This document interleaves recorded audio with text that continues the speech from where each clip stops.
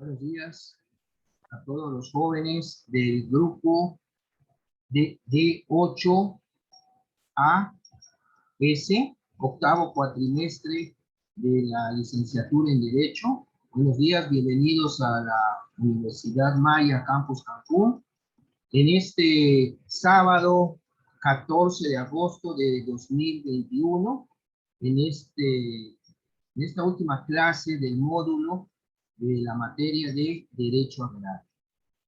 Como nota introductoria a la clase de hoy, vamos a tener clase de 11 a 12 y de 12 a 1 va a hacer la aplicación de su examen final.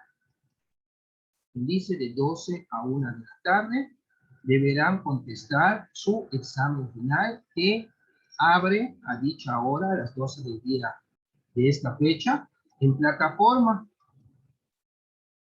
Ya en esta última clase, ya ustedes ya también están terminando su carrera en este octavo cuatrimestre.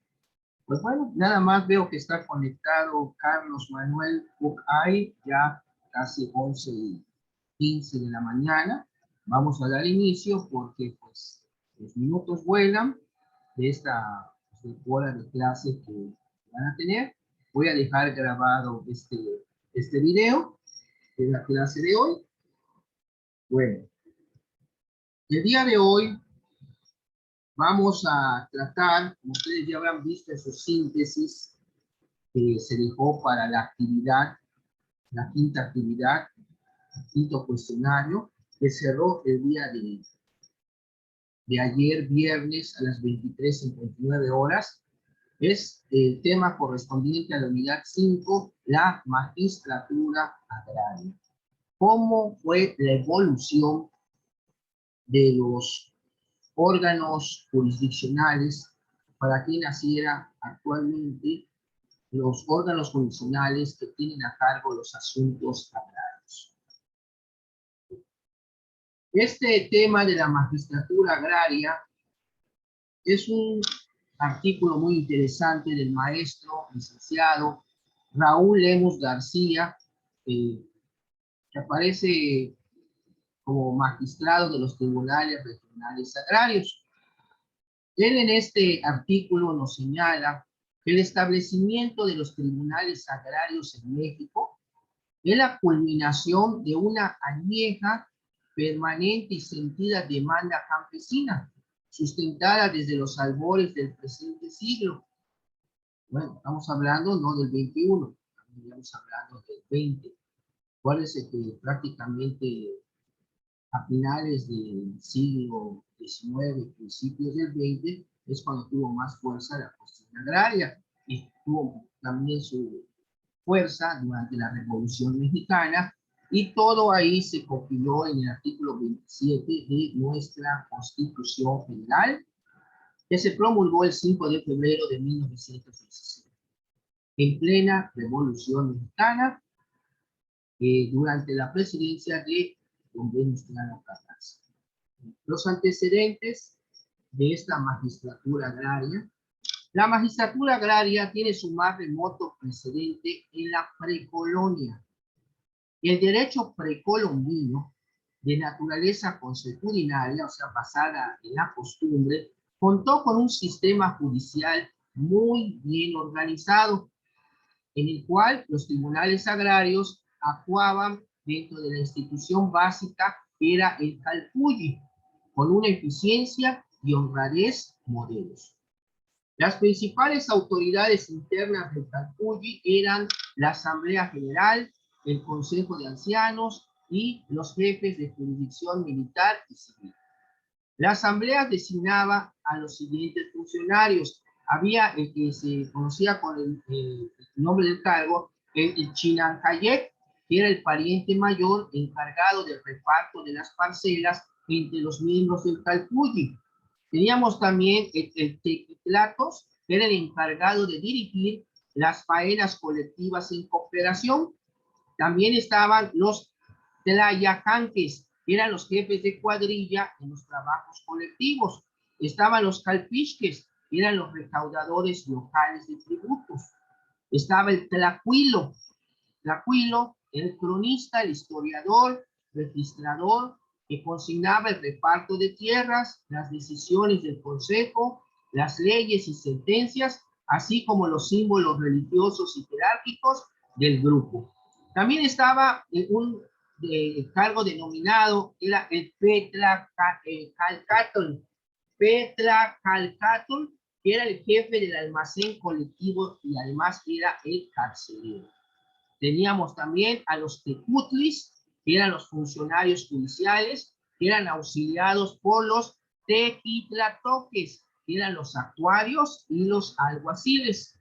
Y por otro lado teníamos a los centectlaxques, que eran los funcionarios encargados de vigilar las costumbres de un número de familias determinado. Bueno, en el periodo de la colonia, los reyes tuvieron las más amplias facultades para proveer toda clase de oficios públicos, así como para dictar normas generales o especiales a las que deberían sujetarse determinados nombramientos. En esta época tuvieron jurisdicción y competencia en materia agraria el rey, el virrey, la audiencia, el presidente de la audiencia, el cabildo, el subdelegado, los jueces de tierra y los procuradores. Una vez que se consumó la independencia, ahí viene el aniversario, el 27 de septiembre, ¿no? Fue en 1821. Estamos hablando, bueno, aquí en México se conmemora el inicio y no la consumación, pero aquí ya estamos hablando de 1821 al 2021, de la consumación de la independencia de México. Las funciones agrarias pasaron a las autoridades mexicanas conforme a la nueva constitución, que fue la de 1824. Fue la primera constitución del México independiente.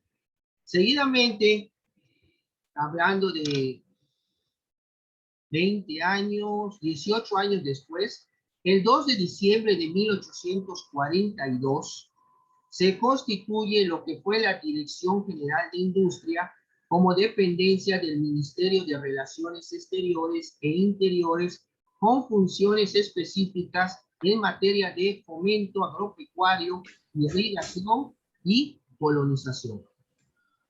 Esto fue el 42, pero 50, ¿cómo decir? 49 años después, la Ley de Secretarías del Estado del 13 de mayo de 1891, ya en la época de la dictadura porfirista, se organiza lo que fue la Secretaría de Fomento con idénticas funciones a las del Ministerio. El 25 de diciembre de 1917 cambia su denominación por el de Secretaría de Agricultura y Fomento, añadiendo a sus originales funciones las relativas a la restitución y dotación de tierras y aguas, fraccionamiento de latifundios y aplicación de las leyes de la reforma agraria. Y fue hasta el año de 1934 en que se creó el Departamento Agrario, que asumió plena jurisdicción en materia de reparto agrario. Iniciada la reforma agraria por decreto del 6 de enero de 1915, acuérdense que el 6 de enero de 1915 fue cuando se promulgó la primera ley agraria, cuando era presidente, era don Venustiano Carranza. En esta ley, de este decreto, el 6 de enero de 1915, también en plena Revolución Mexicana, se crearon la Comisión Nacional Agraria, la CNA, Comisión Nacional Agraria. También se crearon las comisiones locales agrarias y los comités particulares ejecutivos. Se determinó también la competencia de los gobernadores de los estados, de los jefes militares y del encargado del Poder Ejecutivo. Ya la reforma del artículo 27 constitucional, como ustedes saben, que es el fundamento constitucional de la propiedad, esta se publicó en el Diario Oficial de la Federación el 10 de enero de 1934, y aquí ya se reestructuró la figura de la magistratura agraria, en operación hasta la reforma constitucional publicada el 6 de enero de 1992, cuando el licenciado Carlos Salinas de Gortari era presidente de la República. Conforme a la reforma constitucional de 1934, la aplicación de las leyes agrarias es competencia del presidente de la República como suprema autoridad agraria, de los gobernadores de los estados y del jefe del departamento del Distrito Federal. Actualmente es jefe de gobierno del distrito de la Ciudad de México. Ya no se utiliza esta denominación de jefe de departamento ni tampoco Distrito Federal. Cambió a jefe de gobierno del Distrito Federal y se volvió Ciudad de México. De la Secretaría de la Reforma Agraria, de la Secretaría de Recursos Hidráulicos, del Cuerpo Consultivo Agrario y de las comisiones agrarias mixtas. Las demás autoridades administrativas del país deben actuar como auxiliares en los términos establecidos por la ley.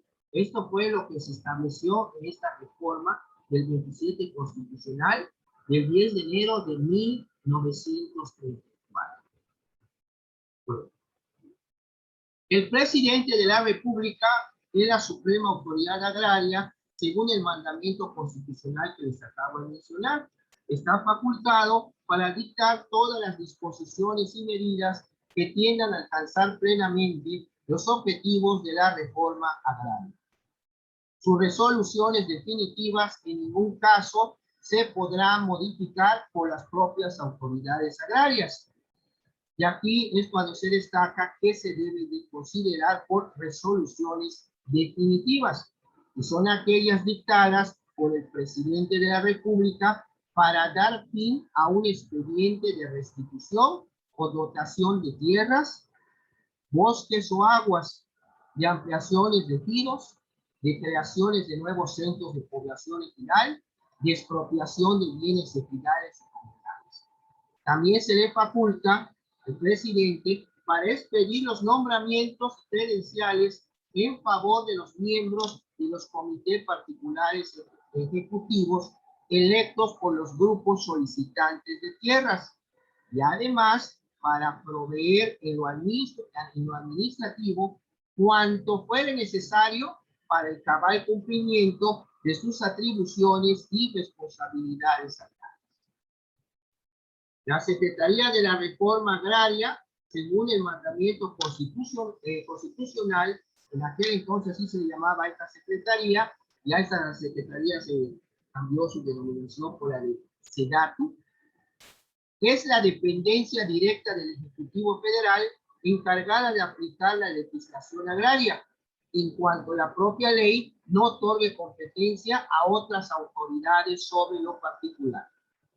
Es facultad del presidente de la República nombrar y remover al secretario de la Reforma Agraria, quien tiene la responsabilidad política, administrativa y técnica de la dependencia a su cargo.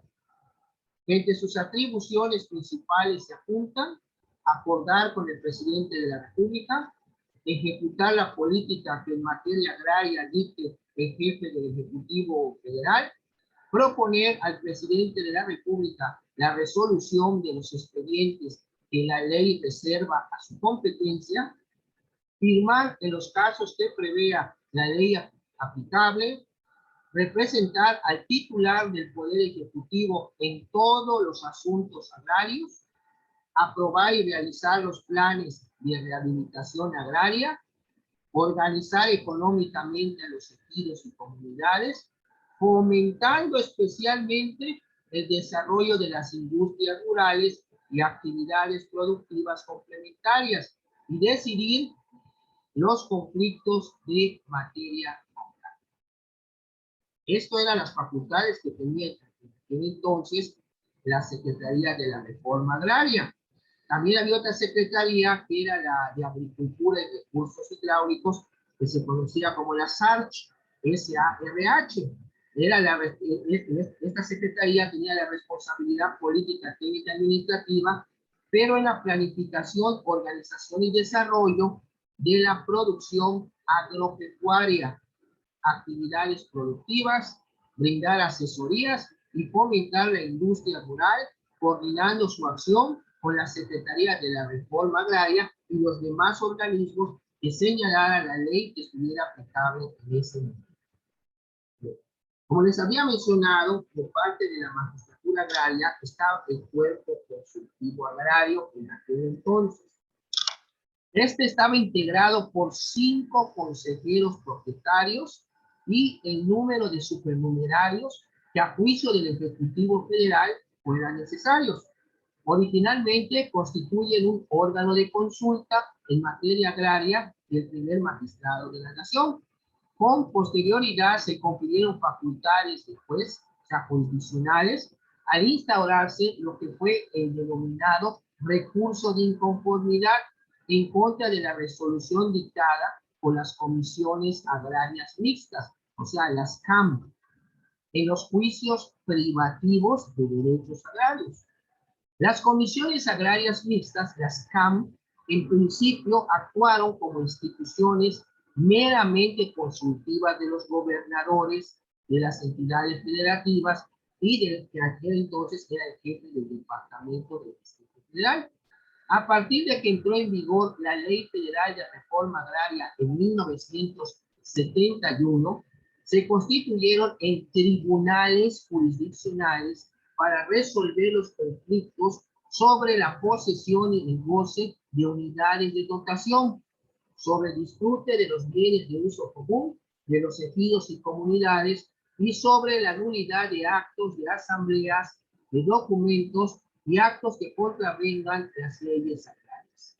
Posteriormente se les amplió la competencia para resolver los juicios privativos de los derechos agrarios. Bueno, los antecedentes brevemente aquí expuestos avalan la creación de los tribunales agrarios como obra culminante de la magistratura agraria, sujeta a un proceso de consolidación y perfeccionamiento. El marco condicionante de la reforma legal a que he hecho referencia anteriormente, la de 1922, en la época del licenciado Carlos Salinas de Gortari, en materia de justicia agraria.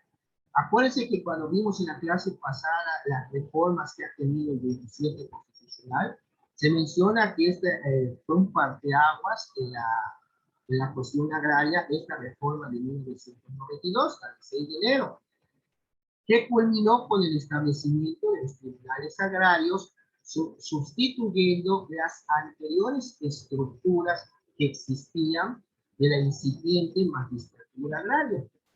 Lo que les acabo de mencionar, las CAM, el Consejo Consultivo, etc.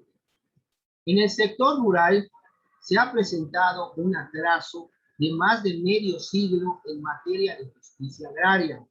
De ello da testimonio el gran rezago agrario que confrontan los campesinos. El rezago social está representado por numerosos expedientes relativos a las acciones agrarias referentes a lo que son las cuestiones de dotación, ampliación, restitución de tierras, bosques y aguas, nuevos centros de población ejidal, titulación y confirmación de bienes comunales, los que se encuentran en proceso de trámite, algunos de ellos desde hace más de 40 años, y en el que se ha llamado el rezago histórico. Con mayor vigor que el rezago histórico, se ha desarrollado y acumulado lo que es una realidad, que es el rezago de expedientes relativos a las múltiples controversias surgidas por los conflictos que derivan de la posesión y tenencia de la tierra, ya sean de carácter individual o bien de tipo colectivo entre ejidos, comunidades, colonias, pequeños propietarios, colonos, ejidatarios y comuneros.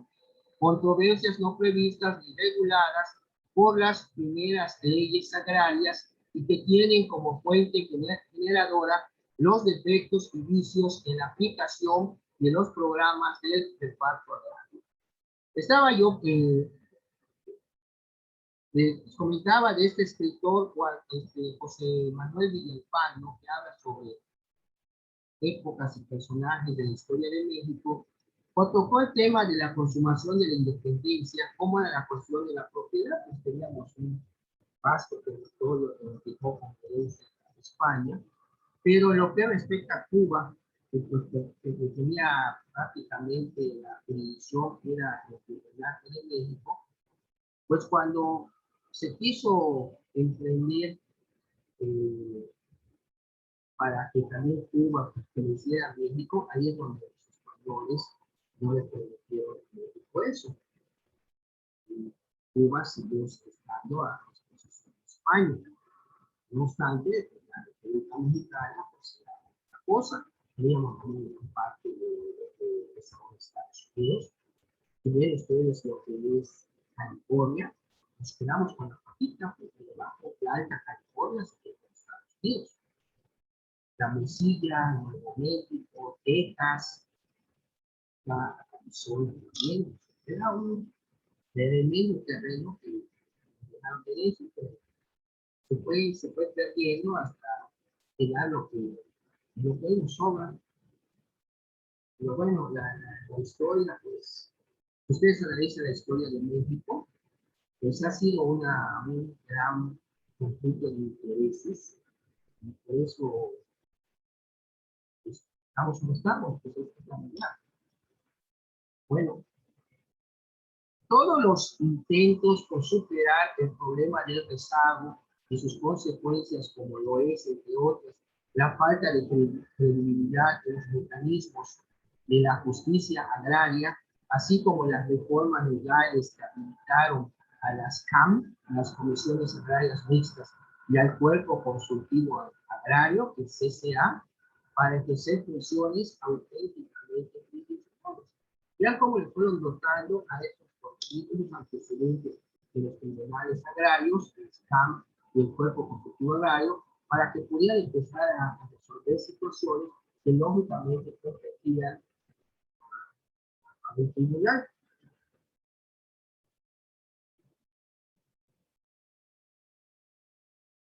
Bueno, en materia de controversias agrarias, no fueron bastantes para superar los problemas campesinos que se complicaban con una alta carga de violencia. Por eso, la creación de los tribunales agrarios se constituyó el objetivo principal e inmediato de los sectores ligados al campo. Las centrales campesinas más importantes abanderaron la demanda de una justicia pronta y expedita y señalaron los lineamientos generales, los criterios rectores y los principios estructurales que debían normar el establecimiento de los tribunales agrarios. Estos, por definición, deberían ser autónomos en sus funciones con plenitud de jurisdicción. Constituirse en instrumentos orgánicos que hagan más eficaz y expedita la atención de los conflictos agrarios basados en procedimientos simples, claros y sencillos, con obligación de los funcionarios jurisdiccionales de investigar de oficio la verdad para resolver en justicia. La conciliación debe ser parte sustancial y previa del proceso agrario. Los tribunales deben regionalizarse para que estén en contacto con los sujetos a quienes deben de atender en sus demandas, integrados por profesionistas y personal probadamente honesto, especializado y altamente calificado, que conozcan los antecedentes históricos del sistema jurídico agrario mexicano, así como debidamente informado de su contenido político, social y económico, que les permita interpretar correctamente las normas jurídicas de la materia agraria. Asimismo, los tribunales deben de estar apoyados por un órgano de asesoría.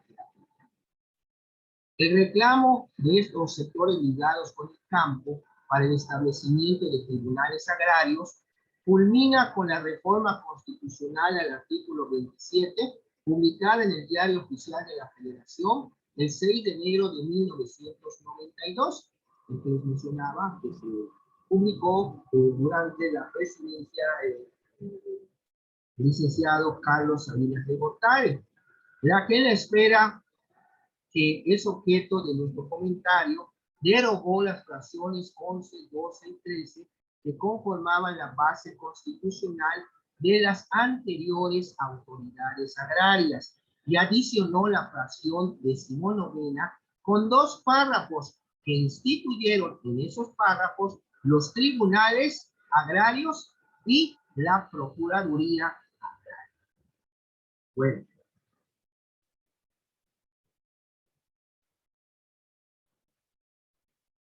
Permítame un momento.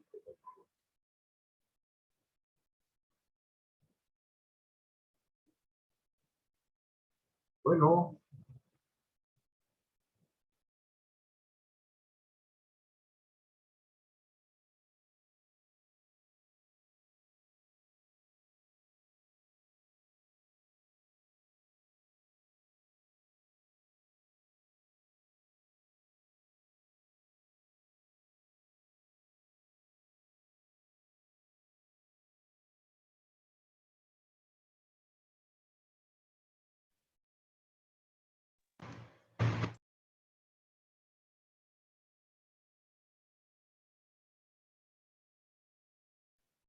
En clase están Carlos Manuel, David Vela, Guillermo Valero, Lázaro Castillo Cham, Marta Bolio y Roberto L.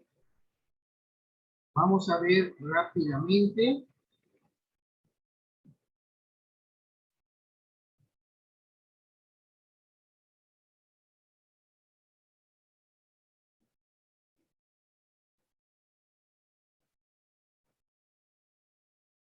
¿Qué pasó, Lick? Vale. No, No, no. digo que vamos a ver rápidamente y se quedó así. Dije, se congeló mi señal o. No. Voy a ponerles un video de los tribunales agrarios. Ok. Vale. Sí, yo dije, ¿se me quedó el profe cargando No, o es está que buscando algo? yo le dije que no, cuando yo esté dando clase, que no. O sea, no atiendo a nadie porque me aboco a mi hora o 2 horas de clase. Pero permítame, a ver, ahorita vamos a ver eso de la magistratura. Ya vieron ustedes que los antecedentes de los tribunales agrarios, prácticamente los tribunales y la Procuraduría Agraria nacen a partir de la reforma del 6 de enero de 1992. Y esos órganos que les he mencionado como CAM, las comisiones agrarias, el Consejo Consultivo y todo, son los antecedentes de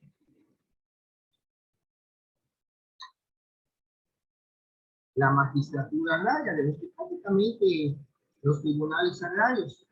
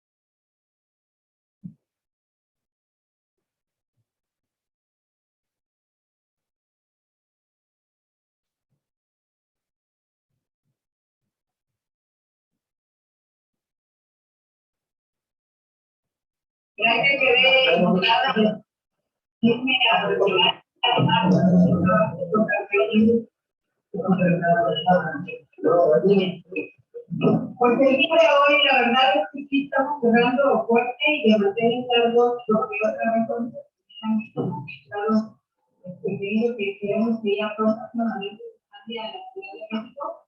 Ahí nos enteramos que esta, por ahí nos han contado. Les presentamos el contexto de este comentario. El Tribunal Superior Agrario tiene únicamente dos magistraturas del Tribunal Superior Agrario, donde hace falta que personas con experiencia, capacidad, sensibilidad, ¿no? Entonces, a lo mejor, si yo quiero, yo lo permito, para que el magistrado esté por allá formando parte del cliente. Acá tenemos una magistrada que está arrestada, pero si ya se entiende, igual iba a estar el cliente parte del magistrado. Bueno, el magistrado, si ustedes checan la bibliografía en materia agraria, es muy cómodo y los estudiantes, cuando determinamos realmente nosotros, el maestro Nayar Paredes, el doctor Sergio Salgado, probablemente por temas de trabajo no pudo venir, pero ahora tenemos un programa que se llama el Curso Mexicano. Esto es una postulada, ¿verdad? Si tengamos ahorita en algunos de ustedes la cosquilla de seguir explorando el derecho agrario, ya logramos nosotros. El magistrado no solo ha formado la familia, sino que ha tenido hijos, porque esta que hubo un número de obra de magistrado, el octavo hijo.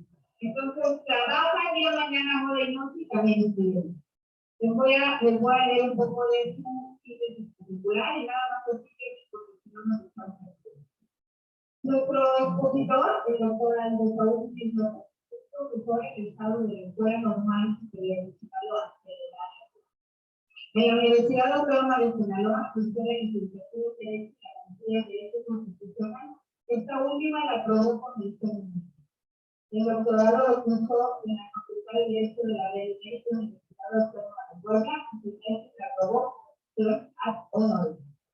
Es fundador de los tribunales agrarios, estuvo ocupado en cargos, estuvo como jefe de la unidad de asuntos jurídicos, secretario de cuentas, secretario de acuerdos de los tribunales unitarios de Gonzalo, Sinaloa, de Durango y del Juzgado de Sonora.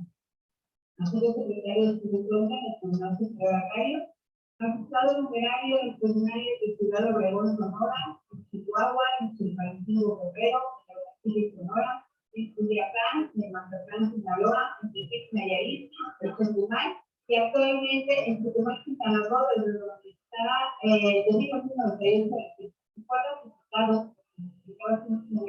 es magistrado de servicio el 2 de diciembre de 2014. Ha sido profesor en licenciaturas y posgrados en Derecho en universidades públicas y privadas en Sinaloa, Sonora, Durango, Chihuahua, California, Puebla, Guerrero, California Sur, Nayarit y la Ciudad de México.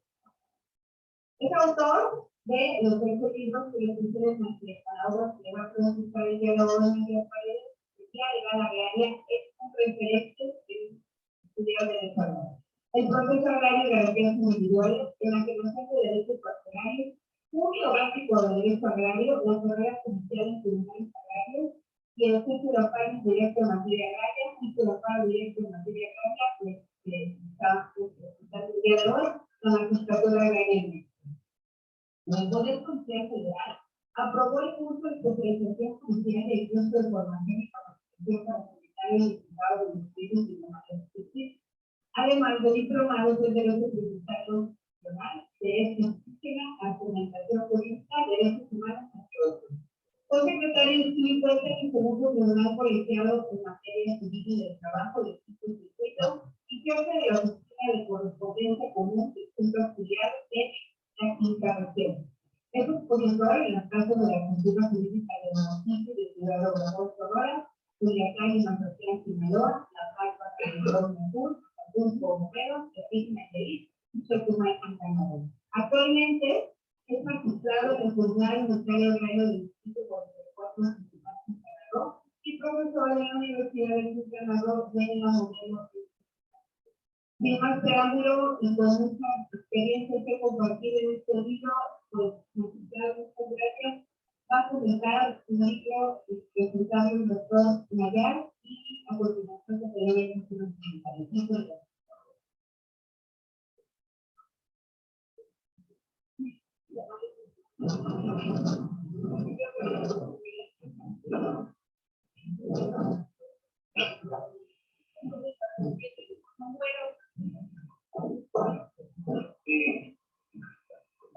Presentando libros para presentar al hijo de año. Trabajo intelectual que involucra la cuestión de la creación de un libro tan especializado como es el que vamos a presentar el día de hoy. Implica no solamente haber vivido a los favores, no solamente es un conocedor de derecho agrario, porque es un operador, ya habla en primera persona de la quizás desde los años 20, 30, o hablar de derecho agrario en México, el derecho agrario tiene una enorme cantidad de cosas ideológicas, de esta internacionalidad, esta multinacionalidad del derecho agrario, pero la magistratura agraria es el factor mexicano, del jurista encargado de proporcionar justicia a los campesinos de México, poco o nada se había escrito hasta este momento. Nada mejor que el autor para hablarnos de la magistratura agraria en primera persona porque él está ahí. En primera persona porque él sabe cómo se maneja, cómo se vive, cómo se vive, cómo es nombrar el magistrado.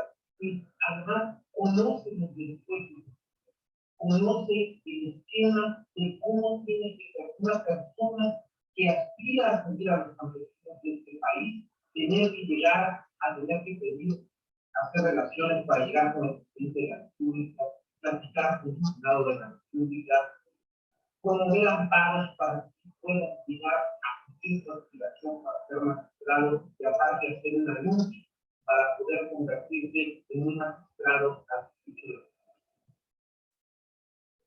Muchos, como él, no finalmente en ese sentido, a veces ni siquiera tienen una carrera social o una carrera dentro de hace énfasis en que los tribunales agrarios deberían de tener una carrera propia, un espacio propio de desarrollo en donde los operadores, los secretarios de acuerdo, las personas que forman dentro de los tribunales agrarios puedan aspirar de forma legítima, con certeza de que algún día podrán encabezar un tribunal agrario fortalecer a una institución que cada día demanda más y mejores magistrados, más y mejores.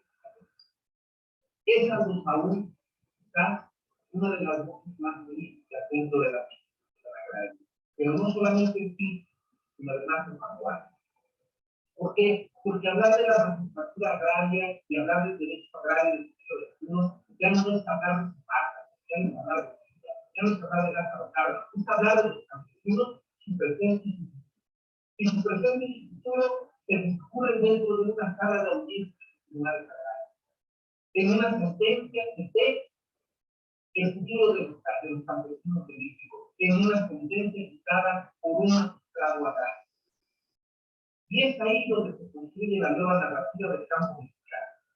Es en ese espacio, en ese lugar, en esa jurisdicción, en donde el magistrado sale a impartir justicia agraria al campo, a la parcela, a la capital, y en donde el magistrado agrario tiene que enfrentar no solamente las cuestiones de los campesinos, sus reclamos legítimos y sus carencias, sino que además el magistrado agrario es aquella persona que le otorga paz a las fuerzas, que le permite a los ciudadanos, a los primeros, a los indígenas, poder cohabitar entre ellos y resolver sus problemas, poder enfrentar los retos de las transiciones económicas y políticas de este país y dar la estabilidad. De ahí la relevancia de esta obra. Encontrará en esta obra no solamente una estructura perfectamente bien inventada en un capítulo, sino donde podemos observar todo lo que tiene que ver una persona para que pueda ser magistrado agrario. Pero además encontraremos en la de Saúl, los charaqueros, los coros, el chisme de pasillos de los interiores de la magistratura, que a veces no vamos a ver en una sentencia, pero vamos a enterar. Encontraremos en la psicología de los magistrados, no cabe duda, algo que ve que nos conocen. Si no los conocen, ya los vamos a conocer todos.